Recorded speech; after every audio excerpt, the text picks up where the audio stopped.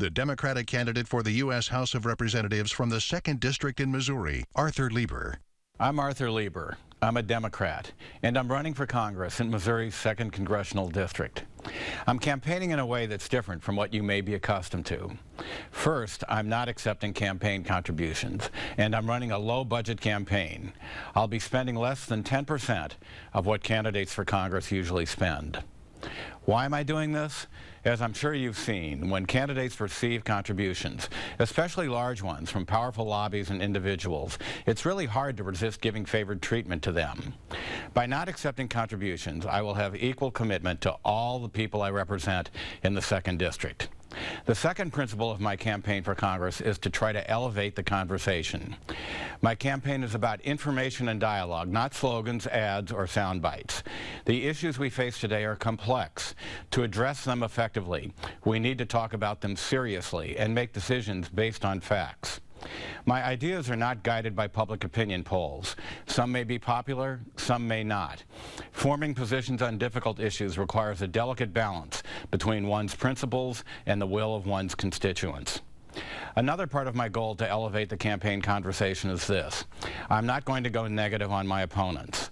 We disagree on many issues, and honest disagreements over policies and philosophies are fundamental to our democracy. So in my campaign, I'm going to stick to the issues and the facts and try to engage in a thoughtful dialogue. On the floor of the House, I will seek to support good programs from our president. I will expect other members of Congress to be fair and reasonable with President Obama. If we fail to collaborate with a president who is as thoughtful and decent as Mr. Obama, we may have to wait decades to have another chief executive with his strength of character and purpose. So what will you get if you elect me to represent you in Congress?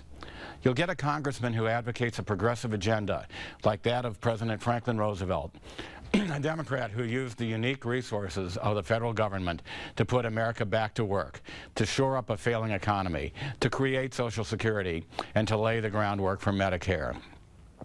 A little-known fact about President Roosevelt is that in 1944, he proposed a second Bill of Rights for America.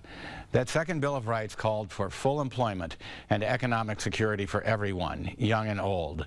That's the kind of America I would like to see, too. In a full employment America, there would be more opportunities for small businesses to compete with large corporations.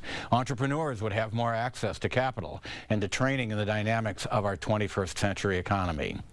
The strengths of industry, labor, and farming would be restored.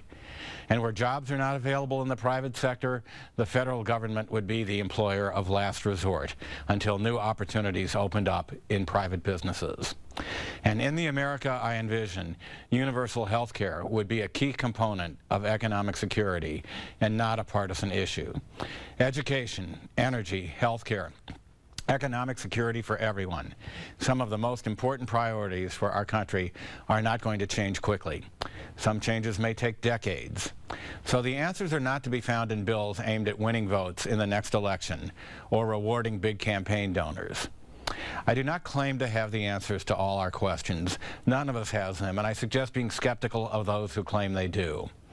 I view the role of a congressman as one that demands humility, curiosity, and fairness. As your congressman, I will work to make decisions for the greater good while protecting essential rights for each individual. Please join me in working to solve our problems through give and take rather than through polarization and disruption. Thank you very much.